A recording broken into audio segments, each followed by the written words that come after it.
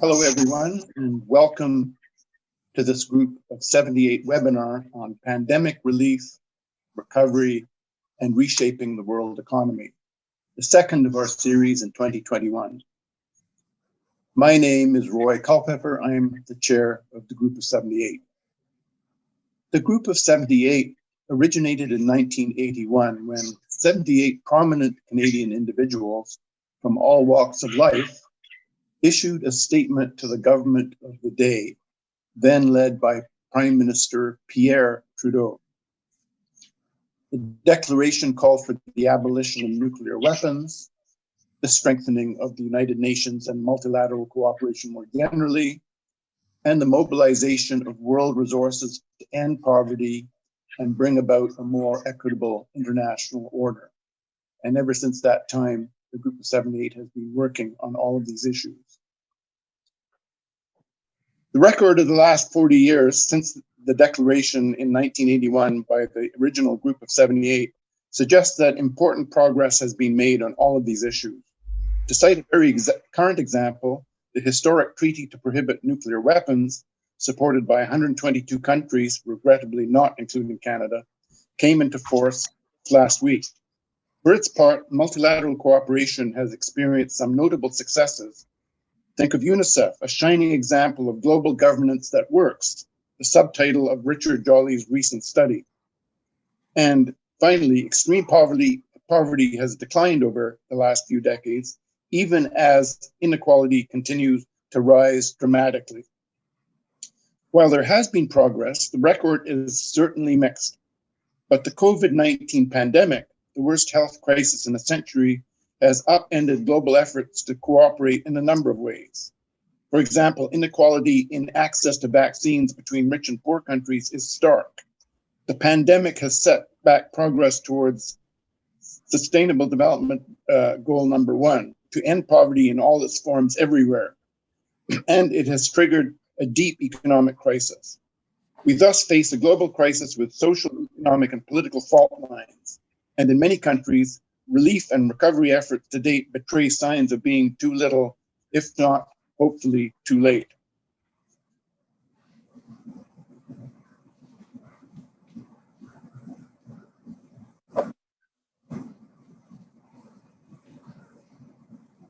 Normal, or indeed, even just building back better. Can the international rules of the game be changed so that trade, investment, and finance support a zero net carbon world economy and constrain global warming to less than 2 degrees Celsius? Can capitalism be reset to support a more equitable distribution of income and wealth and avoid recurring and destabilizing financial crises? Do we dare to dream of a new Bretton Woods, an international order in which globalization is much more constrained, financial markets more regulated, and nation states retain the policy autonomy and the wherewithal to ensure domestic welfare at acceptable levels?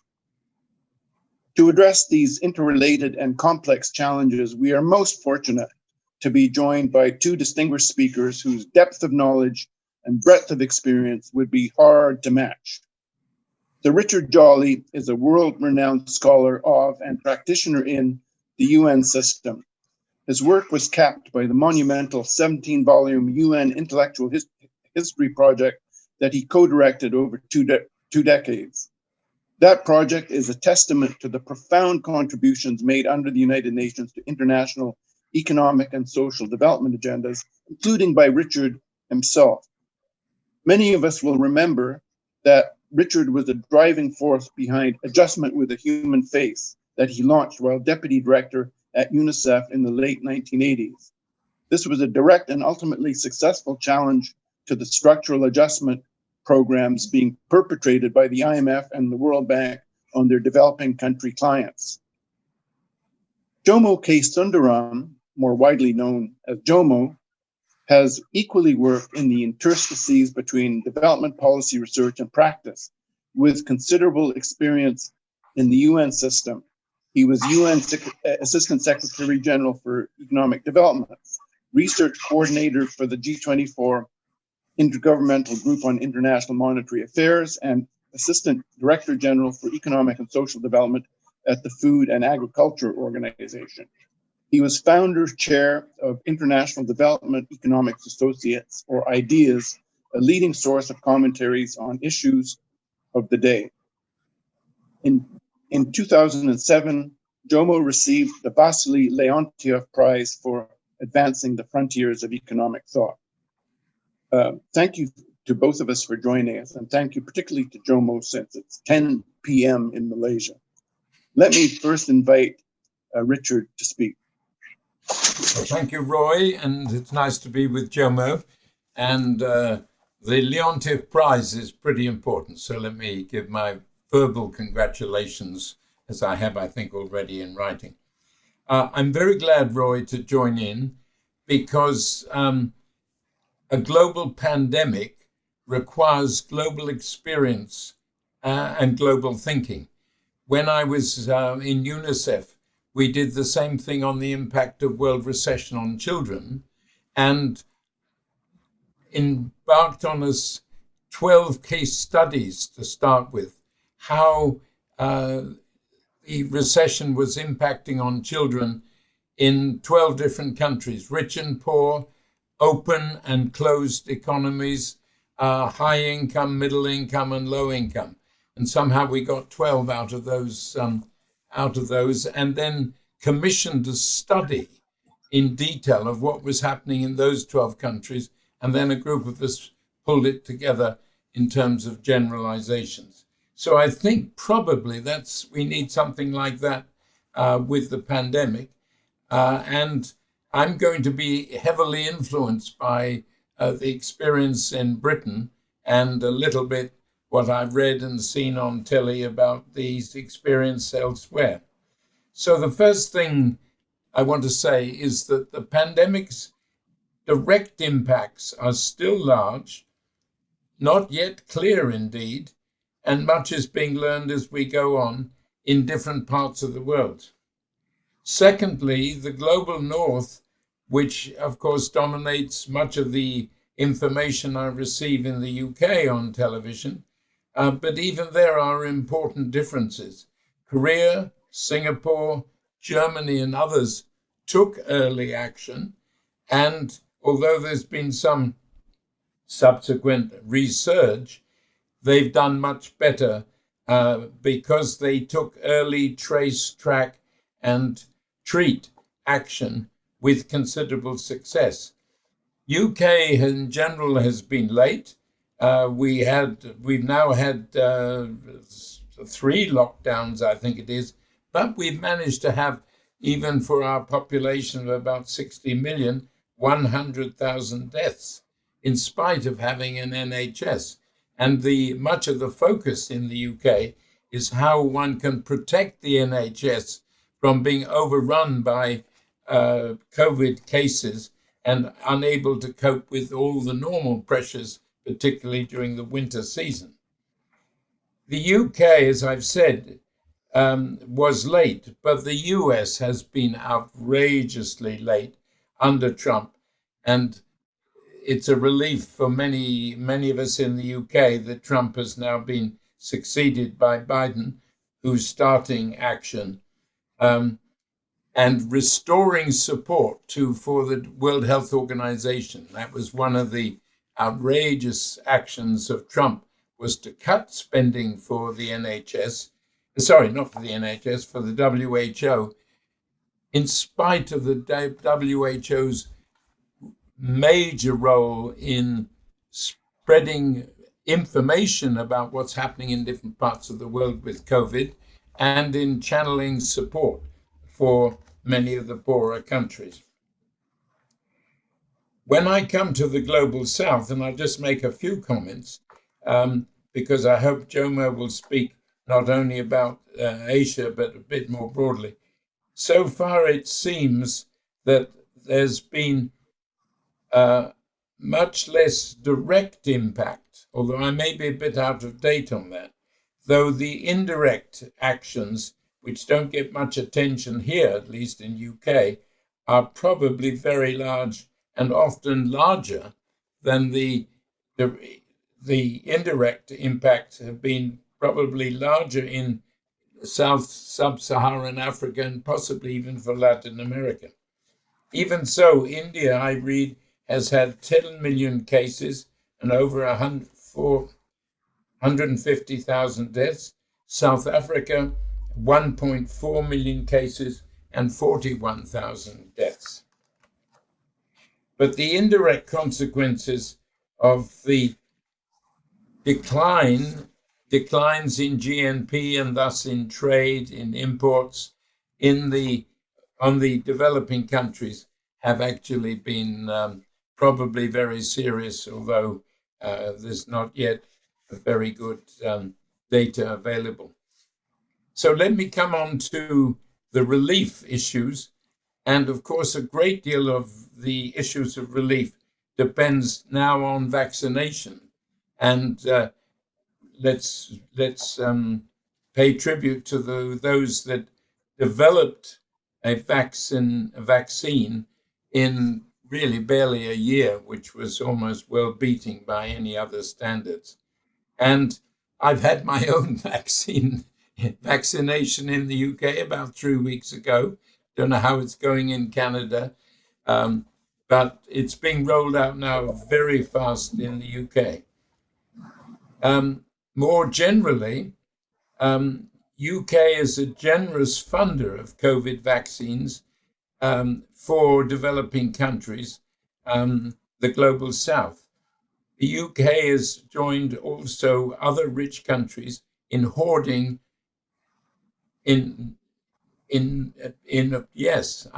hoarding large amounts of the vaccine for our own purposes. So that's a real issue.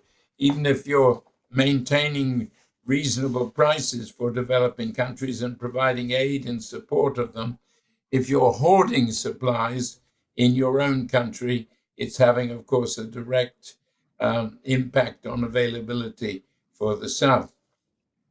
So one really needs to have national policies in all the northern countries that first, just transparency, how much availability of vaccines are these countries making to countries of the South, but then within the South, are they providing aid so that poor people in low-income countries can really buy the vaccines? Now, coming to recovery must go far beyond vaccines and health systems to support for economic recovery in each country and, of course, in the global South, especially Africa and Latin America, as I've mentioned. Here, the World Bank and the IMF have a key role to encourage and support expansion with serious attention to issues of income distribution, human development, and poverty reduction. Well, the World Bank and the IMF like to talk about poverty reduction. They use human development to mean education and health, nothing like the broad view of human development which UNDP promotes. And the longer-term vision of income distribution, it doesn't really enter. Although I think the IMF has done a study which shows that bad income distribution discourages growth. You need a broader perspective on that. The latest UNDP Human Development Report provides a comprehensive overview. I think it's a very, very good report in a good distinguished tradition of good UN reports. And it goes well beyond income, beyond averages, and beyond today. In other words, it includes a vision of human development for the 21st century. Rethinking and reshaping the world economy will be vital for the long-run sustainability and human development. Not easy, since vested interests are very strong, but often reinforced by the trend of technologies, media, and information in ways which are dominated by the richer parts of the world. But there are voices for changing this, and the UN Sustainable Development Goals have, I think, provided guidelines, indeed 17 goals in ways which have gained at least formal support from all 193 countries of the world. The goals include Goal 10 for reducing inequalities within countries as well as between countries and globally. And the SDGs included goals for tackling destruction of the environment and moving towards planetary sustainability. In short, the goals have set out new directions towards P5 Ps: peace, people, planet, prosperity through partnership. So I think there are many lines we can build on, but we need to see many more than in action than we've seen so far. Thank you very much, Roy. Thank you very much, Richard, for those incisive comments. Jomo, would you please take the floor? Thank you very much, Roy, and it's a great pleasure to see you and Richard once again and to meet with the group of 78. I would have to emphasize that it is a particular honor because I have to say that 4 decades ago, Canada and Canadian public intellectuals carried a lot of moral force. And such a statement at that time, especially at the time when Mr. Reagan had become the president of the United States, and that many of the gains of the new international economic order were being reversed and finally successfully reversed at Cancun in 1983. The moral voice of the G78 has been very important. And I do hope that a new generation of Canadian public intellectuals will rise to the challenge. We know, without going into any details now, that multilateralism has been threatened, as had never been threatened before, not only by the last 4 years in Washington, but there has been a general trend preceding that to undermine multilateralism. So without getting into the details, I do think that the kind of moral force which the G78 once carried is especially relevant in trying to move the situation in the world today. I think many of us would agree that without multilateralism, we are doomed. But unfortunately, as you have noted, Roy, the Canadian authorities have continued to undermine multilateralism together with the more significant major forces which have played such a central role in the undermining of multilateralism. I think particularly it is important to recognize that many of the institutions, not just of the UN system, but even the organizations such as the World Trade Organization, which was very much created in the image, the dominant interest of the developed countries has also been undermined, and we have seen the delay in the election of a new Director General of the WTO after years of making the WTO weaker. Now, this, to be sure, began before Mr. Trump took over in Washington. We know, for example, that the United States government, when Michael Froman was the USTR, United States Trade Representative, did not appoint any replacements for the judges. So the dispute settlement system which the WTO offered has basically been non-existent for quite some time because of the undermining of the WTO.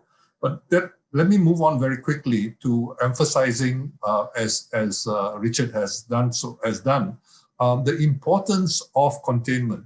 It is true, of course, that in the first month, in the first 4 weeks or so of the recognition of a distinct new epidemic in the form of COVID-19, there were a great number of policy mistakes which were made, not least by the Chinese government. But by the end of January last year, I think it would be fair to say that the Chinese government acted as it did. particularly in Wuhan city and the immediate environs. I'm referring, of course, to the three provinces, Hubei province and the other two provinces around there. And what happened there thereafter is extremely important because no other part of China had a stay-in-shelter lockdown. Okay, and much of the rest of East Asia did not resort to stay-in-shelter lockdowns. At that time, in February, the second most infected country was the Republic of Korea or South Korea. There was no lockdown, not even in Daegu city, which was the epicenter in Korea. Japan never had a lockdown. Taiwan province of China never did. Vietnam and the poorest country in Southeast Asia, Laos, did not resort to lockdowns. And we also know, for example, the southwestern state of Kerala in India, there has not been any stay-in-shelter lockdowns imposed at the level of the nation. Now, this is, I think, is very important because what it implies is that there was no false choice being offered to the people of these populations of saying that you have to choose between lives and livelihoods. It was possible to maintain livelihoods through strong, effective precautionary measures. And this, I think, is very important lesson which Southeast Asia, I think, has to offer to much of, East Asia has to offer to much of the world. Now, another important issue, I think, for us to keep in mind as we consider the situation is, of course, the relief measures. Relief measures, unfortunately, have varied in many parts of the world. And without going into too much detail, I think there are two issues to consider. That developed countries, regardless of the budgetary and fiscal deficits that they had been running, regardless of the level of debt which they had incurred, all adopted strong fiscal recovery measures. There is no substitute for strong fiscal recovery measures. And this is the same applies for developing countries as well. But unfortunately, developing countries feel far more constrained because of the vagaries of the international financial system and how it impacts on them. And they have not been able to respond as strongly as they need to, partly for many of the so-called emerging market economies. They are intimidated by what the credit rating agencies might say about their credit status and so on and so forth. So the result, of course, has been that we have a situation where many countries in the developing world have felt their hands to be tied. They have not been able to undertake stronger measures. Another problem related to this, of course, is that we have a lot of people, both from the right as well as from the left, who have been debt hawks. So unsurprisingly, some of the old debt hawks continue to insist that their countries should not go into further debt to deal with the COVID-19 crisis, as exceptional as many people will concede that it is. But I think it's important for us to recognize that people on the left who should know better, who are very understandably concerned about the level of debt, have also joined in this chorus and have asked for additional fiscal resources to be used to pay down debt rather than to deal with the crisis at hand. And this, I think, is most unfortunate from people who are otherwise probably quite well-meaning. Now, the other element to recognize is that the situation in developing countries, in most developing countries, is very, very different from developed economies. So the kinds of relief measures which you have in highly organized economies are much more difficult to implement in developing economies. And there has been very little guidance provided on how you might better help, for instance, daily rated workers who are not on regular payrolls, how you might help, for instance, petty businesses and so on, who are also affected by COVID-19 stay-in-shelter lockdowns. The related measure, of course, is the question of recovery. Although I think in most situations it is too soon to talk about recovery measures, it is important to begin to think about what recovery should be. And I think it's very important to recognize that going back to business as usual the status quo ante is not an option, and we should recognize that the world has changed very fundamentally in recent years, and it's important for us to draw some important lessons from this. In this connection, I think it is important to recognize that President Biden has not gone back to, for example, the Trans-Pacific Partnership, which his president, Barack Obama, was championing before Mr. Trump took over.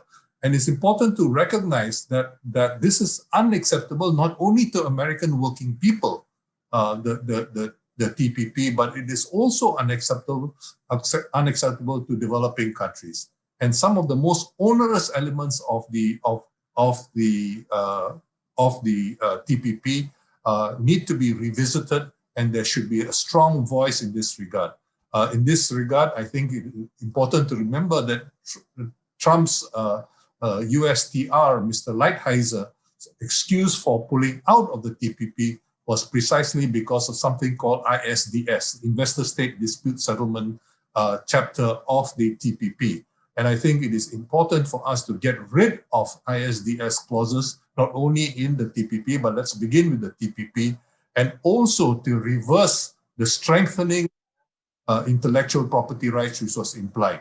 If nothing else, COVID-19 has reminded all of us of the onerous nature of the intellectual property rights provisions in the international trade agreements and investment agreements, and it's important to reverse that. There's of course much else which can be said about the TPP and its successor, the so-called CPTPP, but I think it is important for us to use this opportunity to revisit trade agreements, investment agreements, and to begin to think about agreements which will have much more equitable outcomes and not become a fetter as the intellectual property rights agreements has become. For example, in reducing to personal protective equipment, in reducing access to cheaper tests, COVID-19, and of course, as we know, the reducing access to vaccines as they become available. So we have a huge opportunity with the new Biden presidency, but it is very important that moral suasion be exercised, especially from its neighbor to the north in Canada, to learn lessons from the recent period, to begin to understand why Mr. Trump continued to receive 47% of this electoral support, and how only 21,000 votes prevented him from becoming a second-term president. So it's important for us to begin to recognize the consequences of trade liberalization and economic liberalization more generally, which contributed to the kinds of malaise and the kinds of social problems which give rise to these problems. Let me conclude by emphasizing that it is extremely important that we begin to think about what the new normal should be. We see it as an opportunity to begin to move closer to achieving the Sustainable Development Goals. As we know from the experience of the global financial crisis, there was a huge opportunity lost. In February 2009, the Secretary General proposed a global Green New Deal, and Mr. Gordon Brown, then the Prime Minister of the UK, called up the UN and urged us not to spend more. Eventually, he said, because we were asking for $1 trillion to be committed to the global Green New Deal. Eventually, Mr. Brown raised 1.1 trillion at the London summit on the 2nd of April, but unfortunately, most of it went augmenting the resources for the IMF rather than towards moving to the global Green New Deal. So let me stop here. Thank you very much for this opportunity, and I do hope the G78 will seize this opportunity to try to exercise moral suasion as it has done in the past. Thank you. Thank you so much, Jomo. And your advice to the group of 78 will be taken to heart. I can promise you that. I invite people who are participating in the webinar to submit your questions or comments on the Q&A, which is the bottom of which is a button at the bottom of your screen that you must click on. And if you do, please be concise and clear as to your comment or question. Since there are no people who've submitted questions so far, I noticed that neither of you spent much time talking about climate change and the climate crisis that is afflicting the world economy. Is there an opportunity in the aftermath of the pandemic to address climate change in a decisive way? Because along with nuclear weapons, this is, and the pandemic, this is one of the sources of existential threats to the planet. Would either of you want to say a few words on that? Richard. Well, I haven't really got any insightful comments on the links with climate change. I think climate change, inequality, and nuclear weapons, indeed all disarm military spending, as a critical issue, and they should be brought together. Britain spends 2.1% of its GNP on military, including, I think it's 17 billion pounds on nuclear weapons. We've spent virtually nothing in preparation against the pandemic, even though in 2019 there were government official reports saying we needed to spend more on preparing against a possible pandemic, as it then seemed. So we've got our spending on security totally in the wrong direction, in my view, and in the view of many people. And I think that link of imbalance in spending against needs for the future needs to be emphasized by all of us. If I may, Roy, I think the crisis, particularly the disruption of industrial activity and the reduction of people moving around due to stay in shelter lockdowns, has resulted in many more people becoming much more aware of the significance of certain types of pollution, certain types of environmental degradation, and particularly air and water pollution. So, for example, in my country, Malaysia, we find people commenting about how the rivers look much cleaner now, how the air is much cleaner, and people are far more aware of this because of the character of COVID-19 attacking the respiratory system. And one can imagine what the consequences would have been if there was no disruption of, if there was no reduction in air pollution due to the stay in shelter lockdown. So people are much more aware of this. However, when it comes to climate change more generally, I think I'm afraid there hasn't been any greater heightening of awareness of climate change. There is the sense, a false sense of security due to the fact that President Biden has indicated his willingness to sign back on to the Paris Agreement. It is important to remember that the Paris Agreement is a statement of intent. It is not a binding agreement in the sense that the Kyoto Protocol was intended to be. So I am quite frankly not very encouraged by the level of commitment to doing far more on climate. I think the challenge remains that for many people in developing countries, the main ideas going around, such as carbon taxation and so on and so forth, basically imply a postponement, a delay in access to modern electricity, for instance. And so unless you offer a solution where you are able to provide electricity to poor people in poor countries, actions which are being proposed for climate action are actually seen as punitive of the poor. And so I think it's very important for us to begin to change the conversation. Another very unfortunate proposal which has become very much endorsed by agrochemical companies is the idea of using far more herbicides as an alternative to promote no-till agriculture, because it is suggested that the topsoil of farms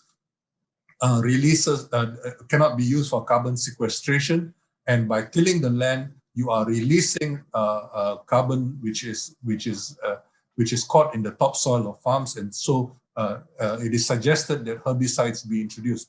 But that introduces a whole set of other problems, problems associated with the toxic character of most of existing herbicides, and also very importantly, we find that some of these herbicides, the most popular herbicides, certainly are carcinogenic, as was ruled in the California court, Supreme Court, in the case of a gardener whose family received millions in compensation due to his death, which was attributed to the herbicides he was using.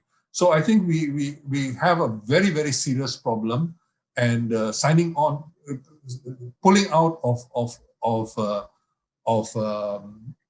Paris and getting back into Paris in and of itself is not so important.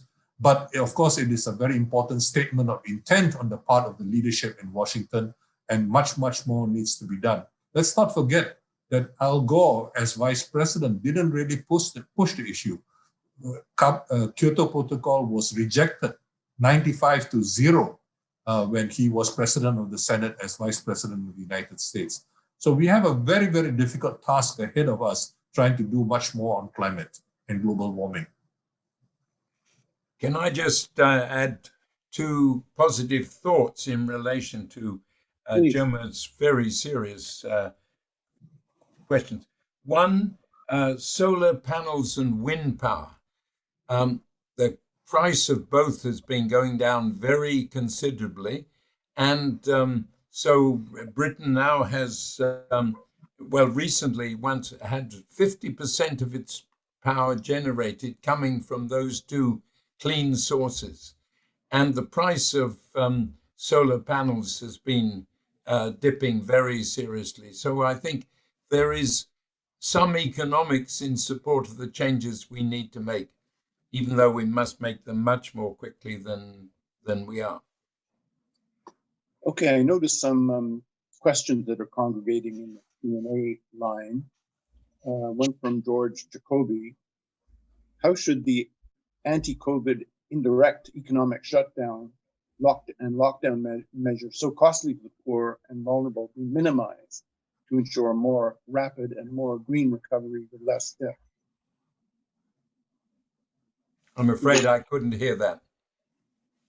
How should the anti-COVID indirect economic shutdown and lockdown measures so costly to the poor and vulnerable be minimized to ensure a more rapid and more green recovery with less debt? Well, two simple points, but I think they need to be looked at within each country, and indeed within provinces of each country. First, the vaccines need to be expanded, vaccinations as quickly as possible. And secondly, I think the actions, public information needs to spread encouragement for those actions much more than is happening at the moment. Jomo? I think the evidence is very strong that countries with stronger health systems are doing much better in the present situation. For example, Thailand has actually had significant improvements in its health system, and is part of the reason why Thailand is doing relatively better than many other countries at a similar income level, mainly because of the strengthening of this health system in general. I think the other point to recognize is that we can actually significantly reduce the cost of testing by switching to perhaps a slightly less accurate method of testing, namely doing testing for antigens rather than the so-called PCR tests right now, which are supposed to be more accurate. I think the ability to test cheaply makes a huge difference, because the antigen testing allows results to be available within minutes. Secondly, it allows much more extensive testing, and thirdly, it allows much more frequent testing, because just because you're not infected today, cannot get infected tomorrow or next week. So it is important for us to make testing a very easy and affordable option. And currently, unfortunately, it isn't. And particularly the insistence on PCR testing is very, very onerous, because PCR tests cost over $100 each, $100 each. And although the costs have come down slightly over the months, but it's still relatively high. The other thing, of course, is that for the frontline workers to be secured and safe, it is important that that protective equipment be available to them very affordably. And unfortunately, we do not have enough of that. We also find a tremendous innovation, particularly in the poorer countries. In Kerala, for example, all saris are being used to cover faces instead of masks and so on and so forth.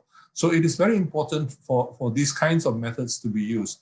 But very importantly, we find that if you look at the different countries where an all-of-government approach has been successfully undertaken, in other words, there is consultation across the board, not just involving the health authorities or the home affairs authorities, but looking at it across the board, ensuring, for example, that public transportation arrangements are made, ensuring, for example, that precautionary measures are taken in schools and so on and so forth, make a world of difference in popular acceptance. So all of government approach is absolutely necessary, and a whole of society approach is absolutely necessary.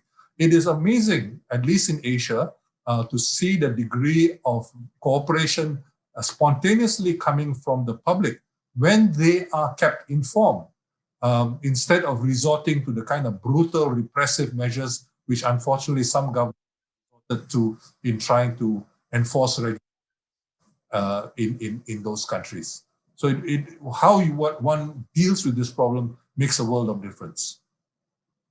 Thank you. Next question we've touched on somewhat, but I think it's been posed very well by Earl Turcotte. Can you advise on ways that the three existential threats, i.e. pandemic, nuclear weapons, and climate change, can be brought closer together in the minds of the global public so they, in turn, can press political leaders harder on all three? Richard? Well, I think we need to find examples where the media has really kept people informed. Jomo's just said that has been an important part in Korea and Thailand and other Asian countries.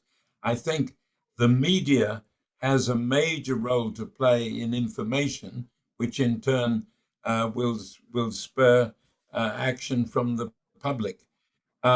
We've not mentioned churches, and sometimes the churches are very reactionary or looking to God to solve problems instead of mobilizing people to take action in God's way, so shall we say. But churches, other social groups, as well as the government, the schools and school teachers, it's vital, in my view, that they inform children of these issues early on and what can be done. Mm-hmm. Thank you. Jomo?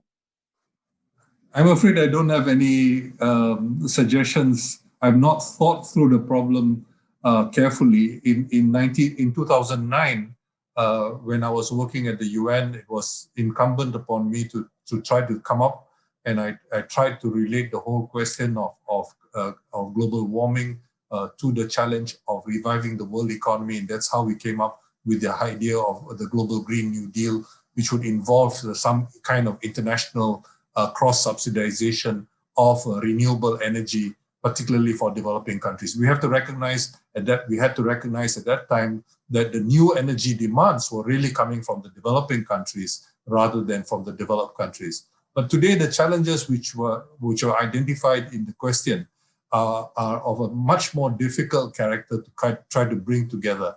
And I'm afraid I'm left wanting. But that's a very important question which has been raised. And I think it forces us to begin about how we might be able to move people. But I think, if we identify those three as the most important threats, I think it's quite possible to mobilize people around three major challenges.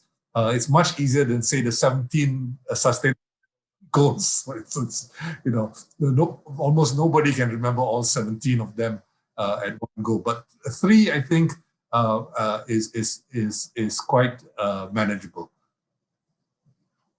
If I may add to the comments of Richard and Jomo, a forgotten component of climate action is adaptation or building resilience.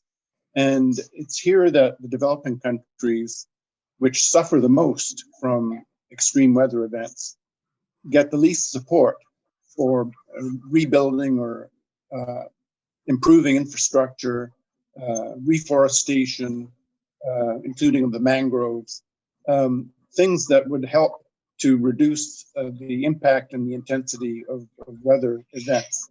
And it's quite clear that this does not get either the attention or the resources that are deserved. And it's a bit of a question to me as to why developing countries haven't rallied to the call for more attention and more resources for adaptation and building resilience, because recurring cyclones, for example, cost huge amounts, both in terms of lives lost and property damage. So that's a question that I have, and a suggestion that we should be focusing on more in our addressing these issues. Let me go on to the next question.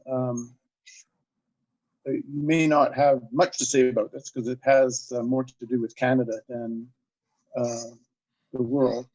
Can we convince Alberta, the province of Alberta, to find jobs in solar and wind rather than oil? Since people drive shorter distances, can we convince them to walk or use electric cars? This is really about a just transition too, in part. Any comments on that one, Richard? I think I'll leave that to the Canadians and possibly Jomo. Okay, Jomo? I'm afraid I too feel, I generally tend to avoid responding to things I don't know very much about. And this is one instance of that. But if I may go back to your point, Roy, you're absolutely correct that there's very little financing for adaptation compared to mitigation. Most of the financing which is currently available is for mitigation rather than for adaptation. And adaptation is extremely important. And the only way developing countries are going to be as committed is when they feel that their struggles with adaptation are being appreciated and supported through international solidarity. So it's extremely important for that to happen. Okay, thank you. Here's a comment and question from Manfred Bielefeld, both of know Manfred. Friend. Who's a member of the board of directors and executive of the Group of 78 as well. I agree with Jomo that even progressives should support expansive fiscal policies in the short run, as these are absolutely critical in avoiding catastrophic economic collapse. Is it not nevertheless true that the enormous debts incurred in that process, coming on top of those already accumulated in the wake of the 2008 crisis, will pose extraordinary challenges as we emerge from the COVID crisis, especially since The resulting recovery may be rather slow due to the fact that many parts of the service economy may recover rather slowly. How hopeful are you that those challenges can be overcome in a progressive manner? Jomo, perhaps I can ask you to start because you actually addressed the debt side of this issue. Yes, thank you, Manfred. It's good to hear from you. Let me agree that it is a difficult dilemma, and there are no easy answers. But I think when a debt hawk like Carmen Reinert, the new chief economist of the World Bank, says, spend first, ensure recovery, and think about how you're going to settle the debt later. I think she basically is recognizing as the managing director of the IMF, Kristalina Georgieva, has recognized that the challenge right now is of the recessions becoming a depression. If we do not move and act fast, there's a real possibility that we will have not only extended recessions, but also sort of so-called W type phenomena in some economies, and we are not going to have a recovery, and this may well morph into becoming depressions. Having said that, I think we have a real problem, and this is part of the reason why, unless you have international financial system reform, and that is more easily said than done, and that's not about to happen very soon for all kinds of reasons we know about, then the alternative right now is that since the Trump administration was the only series of the Trump administration and not surprisingly the Bolsonaro administration in Brasilia were the only two significant countries who opposed the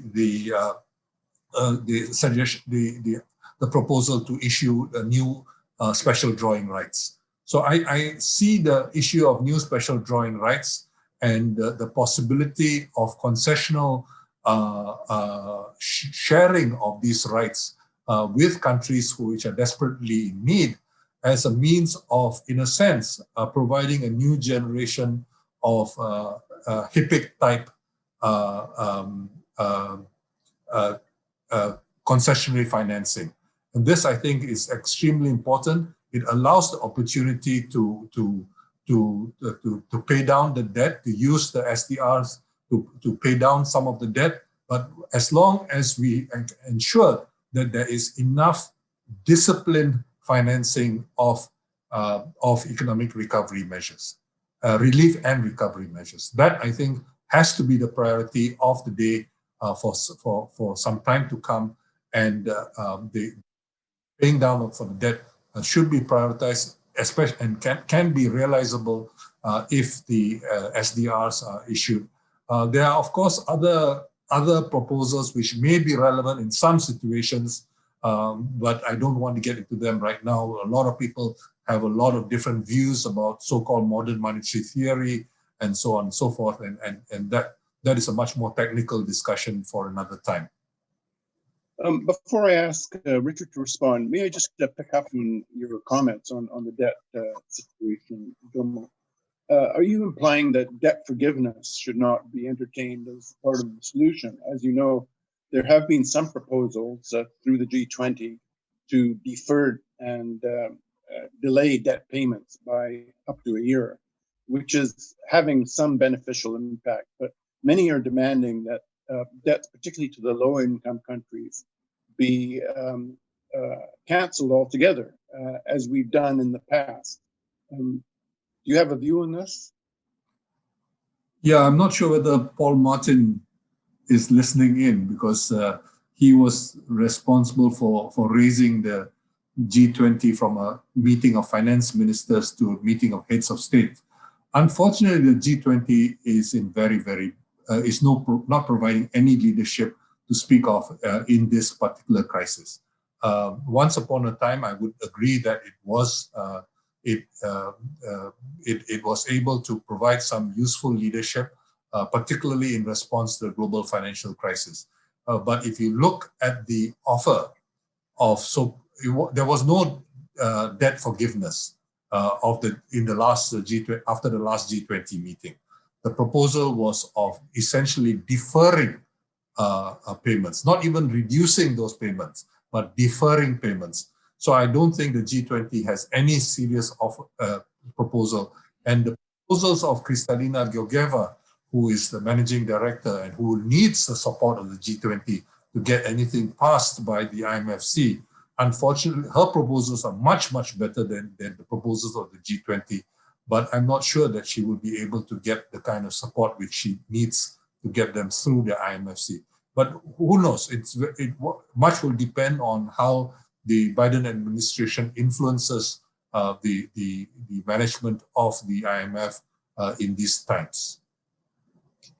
Thank you. I don't think I've got much to add other than with inflation, the real burden of debt decreases. And even if debt is postponed payments 2 years, that probably will give a little bit of real relief. Okay. Yes, but Richard, I'm sorry, there hasn't been much inflation to speak of in the last decade, you know? Yes, so, true. Yeah. Okay, Yeah. so I take it you both agree that debt, the overhang of debt, particularly for the poorest countries, is an issue that deserves to be tackled in a much more direct and consequential way. Okay, I see no other questions in the queue. Perhaps I can ask both of you to either sum up or say things that you haven't had an opportunity to so far. Richard? I don't think I've got much to add. I think it's been a good review. I was very pleased the issue of military spending came up because military spending is so often the big thing in the room that's just not referred to, and yet many of the countries, developed countries, are spending far too much on military for a form of security that is, to my mind, much less important than economic security and people's security, which is, I think, should be central. Thank you. Thank you. Jomo?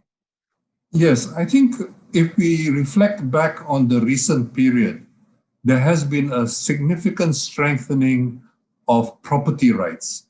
We often think of neoliberal economic reforms as market reforms. That is really a misnomer, because in fact, we have seen during this period of neoliberal ascendance a great deal of strengthening of monopolies and oligopolies rather than the weakening of those powerful corporations. And instead, what we have seen is a strengthening of property rights, not going well beyond the traditional property rights, but extended not only to intellectual property rights, which we know is a relatively recent invention, very much within our lifetimes, at least for in today's company. But also, I think very importantly, I think it's important to recognize that property rights have been strengthened in other areas. The kinds of property rights which are relating to contracts, for example, contract enforcement, what is implied, for example, by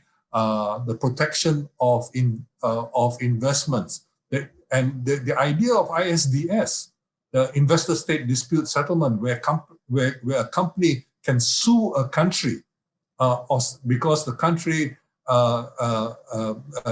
does something which is said to deprive that company of it's what it would otherwise receive.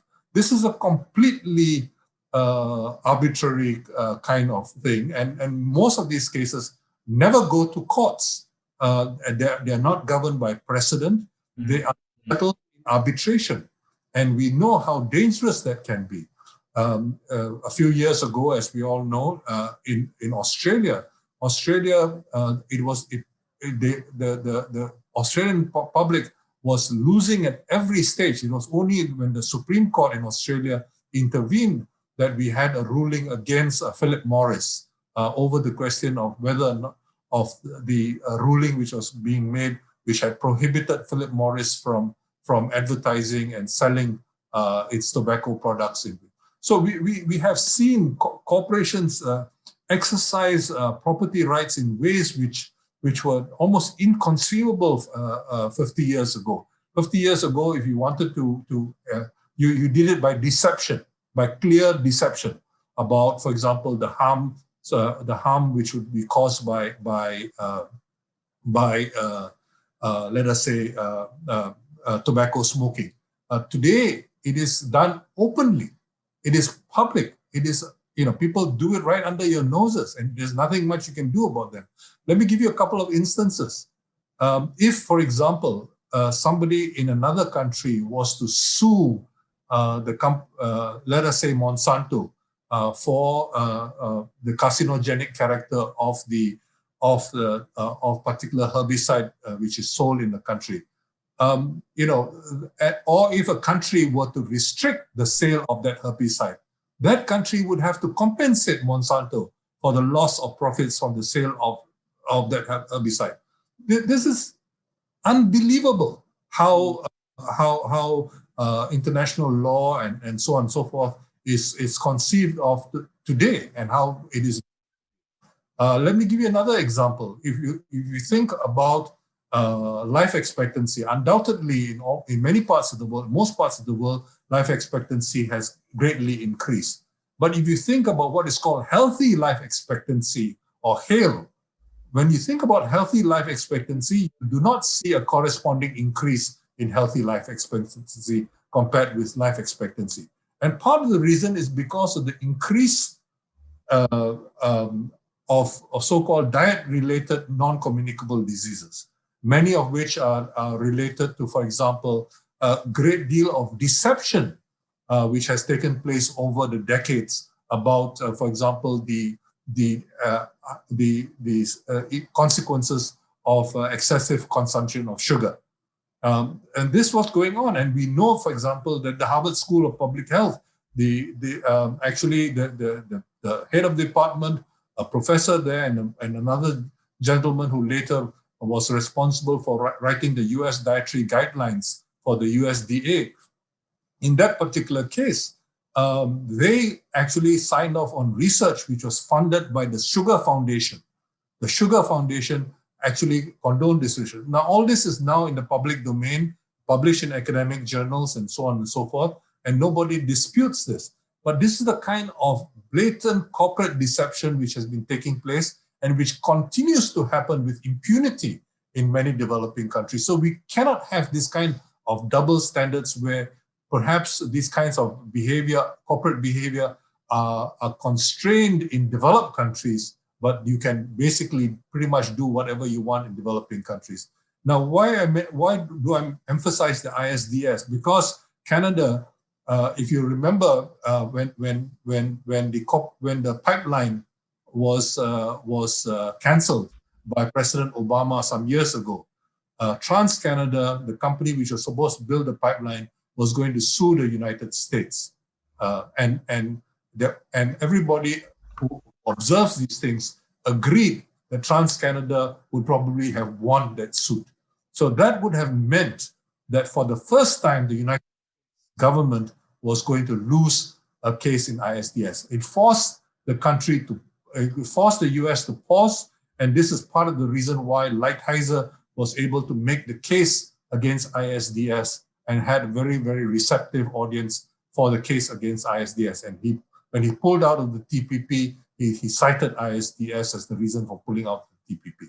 But at the same time, we also know that now President Biden has said that the pipeline is once again being suspended, and so the possibility of a suit being reopened against the United States it will be there.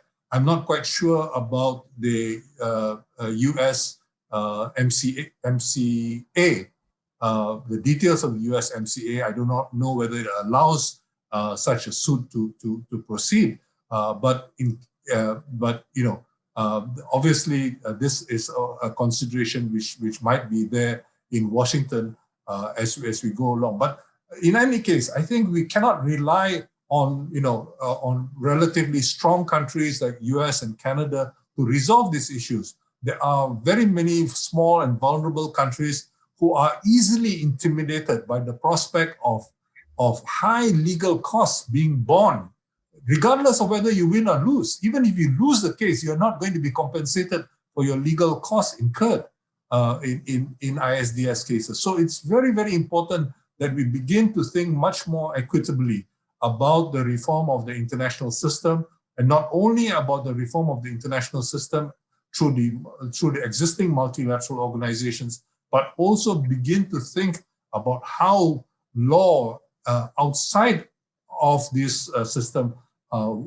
systematically discriminates, and how the multilateral system actually reinforces those rights. The public health exception, which Nelson Mandela successfully to the TRIPS agreement, has not been cited in the present situation when we're talking about the high cost of vaccines. Now, to the credit of Oxford University insisted on, and perhaps because the rules of the charter of the university does not allow it to make money from this, but in any case, Oxford deal with AstraZeneca allows, or rather requires AstraZeneca to negotiate with countries, developing countries in particular, in order to reduce the cost. That has made a huge difference, and not because the Oxford AstraZeneca vaccine is especially effective. I think that right now Moderna claims to have the most effective vaccine, but nonetheless there is appreciation for what Oxford AstraZeneca vaccine has to offer, precisely because of this. And we need to make this the norm, not the exception. Currently, AstraZeneca is the exception, not the norm. And I think it is possible for countries such as Canada to play a leadership role internationally in trying to bring about these reforms, to realize the spirit of what Nelson Mandela fought for in fighting for the public health exception, and to extend this rather than to restrict this. Restrict this has unfortunately become the case. Thank you, Jomo. Just in response to your comments on ISDS, and in particular ISDS in the NAFTA that got transformed into the USMCA trade agreement, my understanding is that ISDS was actually withdrawn from the new NAFTA, from the USMCA, and this was viewed as a victory by all those, including yourself, people like you, who had long criticized ISDS for the reasons that you mentioned. So I'd say it's one of the few good things that came out of the Trump administration, was pulling out of ISDS, not only pulling out of the TPP, but also in the NAFTA USMCA agreement as well.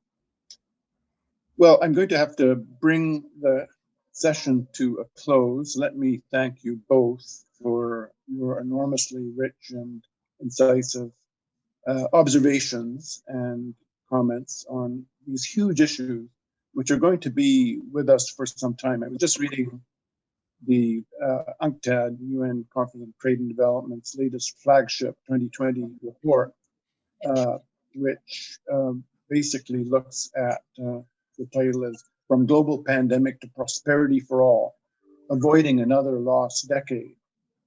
But despite all of the problems and huge obstacles that lie in our path, the UNCTAD TDR report said that there were reasons for hope, but not complacency going forward. So that was a rather optimistic note coming from the TDR, which I think was reflected in many of your comments today.